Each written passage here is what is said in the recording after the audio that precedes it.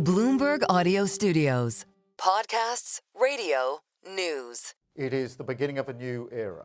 And we need to understand that. Just as we've understood it for defence and security, we have to understand the changing world when it comes to trade and the economy.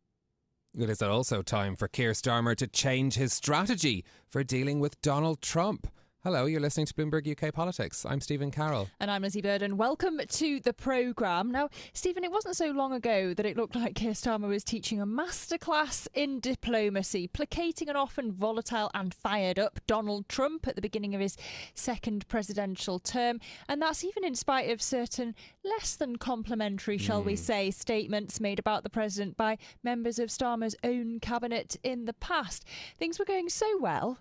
Trump even told reporters in January that Starmer was doing a very good job and added that the two have a very good relationship. So heaping praise on the Prime Minister, praise that would suggest a renewed and alive special relationship, which is why, Stephen, some may have been surprised when the UK was whacked with a 10% tariff alongside the likes of Egypt and Iran, for example, which have far less extensive diplomatic relationships with the US.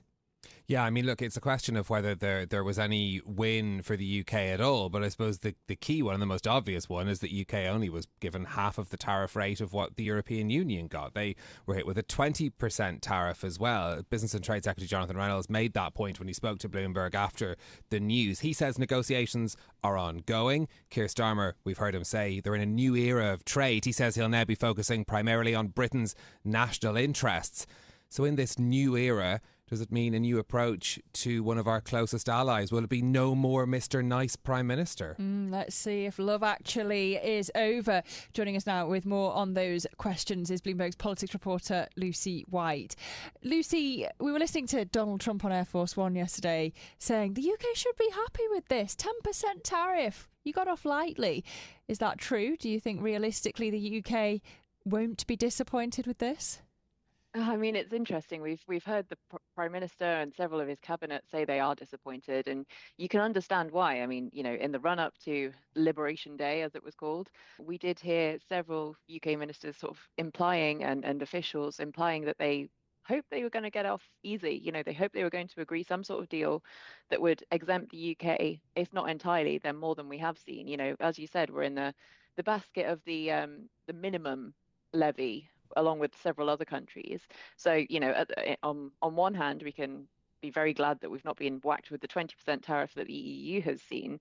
But at the same time, it doesn't imply much of a special relationship if you're also in the same basket as like you say, people like Iran. And, you know, it's worth noting as well that there are some countries that seem to have got off with no tariffs at all. That it includes Russia, North Korea, and we've sort of heard some murmurings from the White House suggesting that that's because the US has no meaningful trade with those countries already. But there are several countries that are still on the list with those 10% tariffs with whom the US doesn't really have any meaningful trade. So it's hard to know what to make of it, to be honest. Are members of the government, you know, clapping themselves on the back at their brilliant diplomatic strategy, or is it really just luck that has let the UK, I suppose, away, quote unquote, with just 10%? It's a good question, and I think it's hard to know what the counterfactual would have been. You know, what we might have seen otherwise without the last few weeks and months of negotiations and conversations between Starmer and Trump. It does kind of imply that maybe at least Trump isn't looking at the UK more negatively than he might have done otherwise. You know, he does still seem to look with some affinity. You know, he's obviously got those family connections with the UK, and he does at least seem to think that, you know, we're not as bad in inverted commas as the EU, for example. So what can the UK actually offer the US in terms of trade options to get off a bit more lightly on these tariffs, if that is even possible, to go below this minimum 10%? Is it going to be something on services? What's in the UK's arsenal? So when we saw Starmer travel over to the White House earlier this year, Starmer and Trump agreed to form a new economic deal, and they've been careful not to call this a free trade agreement because it doesn't sound like it's going to cover a lot of the areas that might have been addressed by a full free trade agreement in the past. And they said it was going to focus on AI, tech, digital, that kind of stuff. So, I mean, what we've heard from officials that seems to be in the focus at the moment is the UK's digital sales tax, for example, which levies a 2% tax on big companies like Amazon, Facebook. We've heard that there's some flexibility being considered around that. What that might look like, we don't yet know. But whether that's going to be enough to actually sort of produce a meaningful result for the UK on tariffs, it remains to be seen. There's perhaps going to be stuff around the UK's online harms bill as well. I mean, we've heard JD Vance saying, that he can't fathom a trade deal without free speech, and whether that means that the US is going to be influencing the way the online harms bill, which obviously introduces lots more protections for users of digital services, then that remains to be seen as well. I mean, there's also talk around agricultural stuff. I mean, what's always been a red line for the UK in past trade talks with the US is food standards, this idea of chlorinated chicken and hormone injected beef. That still seems to be a red line for the UK. But whether the UK will look at lowering tariffs on US meat imports for the small amount of meat imports that the US already does bring to the UK seems to be, kind of on the table as well. Well, yeah, we heard from the US Commerce Secretary Howard Lutnick on American beef, and he was absolutely baffled in his interview with Bloomberg Surveillance why Europeans don't want to eat American beef. But of course, on this side of the Atlantic, it's a really big issue in the press, chlorinated chicken and beef as well. Yeah, I mean, certainly those are some of the stories that we often see being headlined around negotiations, when particularly thinking back to the Transatlantic Trade and Investment Partnership, which was the last kind of big EU-US trade framework that was being negotiated. Of course, never went anywhere in the end.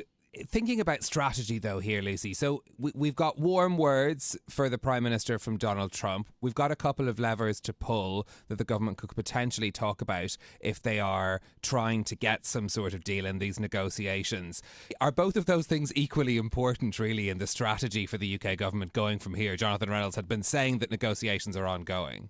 Yeah, I mean, it's interesting. I was talking to Crawford Faulkner, the UK's former chief trade negotiator, at an event yesterday that he was speaking at, and he said, the only real way for the UK to come out of this well is to agree a comprehensive trade deal with the US. Something that actually is meaningful for the UK's economic growth. Sort of agreeing sort of modifications to the digital sales tax to get tariffs reduced from, say, 10% to 7% or something. That's not going to be meaningful. Although, I'm sure several businesses would welcome that. I think it is important for Starmer to keep talking with President Trump and see, kind of push on what doors can be opened. But at the same time, I think there is some, from what we're hearing coming out of the US administration, there is some disagreement within the US administration as to, what they're actually willing to do. Are they actually willing to reduce from the 10% down further, or is the 10% a floor? And there seem to be two camps within the US administration who have differing ideas on that. Some actually seem to think, yeah, we could talk with countries like the UK and get that 10% reduced. And others seem to think, no, that 10% is the bottom. That's where we're willing to go. That's the minimum level that all countries are going to have to deal with. And I think, again, that refers back to something that Crawford Faulkner was saying yesterday, and that, when you're having these conversations with the US, the sort of fundamental question is, are they actually serious about negotiating here? Do they actually want to, lower tariffs? Or is the idea of tariffs for them a revenue raising measure so that they can make all the other domestic tax cuts that they've promised to do? Is it a way to, kind of keep voters on side in those former Rust Belt industries and sort of prove to them that you are serious about bringing manufacturing capabilities back to the US? So I think there's still a lot of unanswered questions about, where the US actually stands in this and what they want. Well, yeah, because it can't be a negotiating tool and a revenue raiser at some point. No, and whether you see that differ from country to country, I don't know.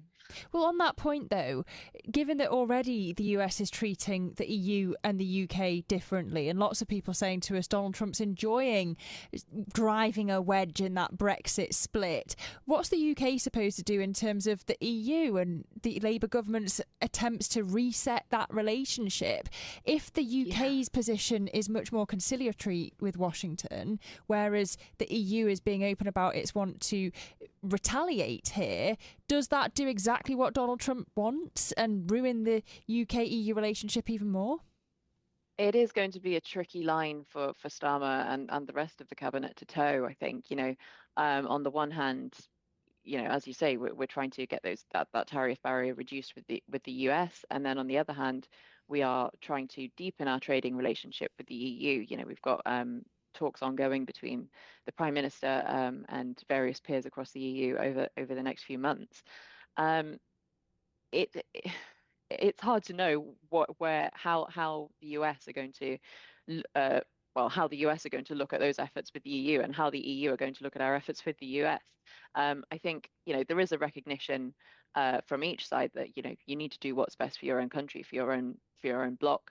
But at the same time, if the EU sees us doing something with the US which is detrimental to any closer relationship with them, if we start diverging more from EU rules, from EU regulations, and start aligning more closely to the US, that's obviously going to be a barrier when you're trying to form any deeper trading relationship with the EU. At least just taking it back then to the Westminster angle of all of this, is it politically risky for Keir Starmer and the government to be cozying up to Donald Trump to try and get a better deal on tariffs, given that there are so many opinions about his policies here?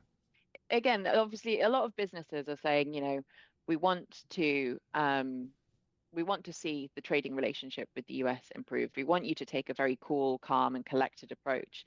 So there is that kind of desire from the business community here to say, let's keep a cool head. Let's not go in there with enormous, retaliatory tariffs.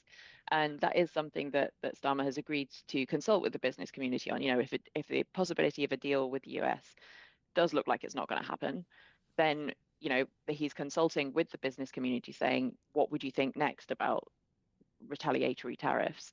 At the same time, there are a lot of people in the UK who possibly think, we don't want to be bullied by Donald Trump. Why should Donald Trump be, sort of dictating our domestic tax policy?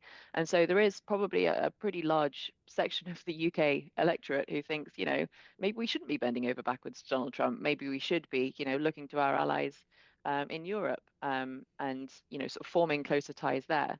But I think there is generally an understanding that we kind of need to be able to play both teams, if that is the right analogy. Yet another fine line for the Prime Minister to walk. Lucy White, our political reporter, thank you very much for joining us. That's it from us for today. If you like the programme, don't forget to subscribe, give it 5 stars so other people can find it wherever you listen. This episode was produced by Tiwa Adebayo and our audio engineer was Sean Guastamakia. I'm Lizzy Burden. And I'm Stephen Carroll. We'll be back next week with more. This is Bloomberg.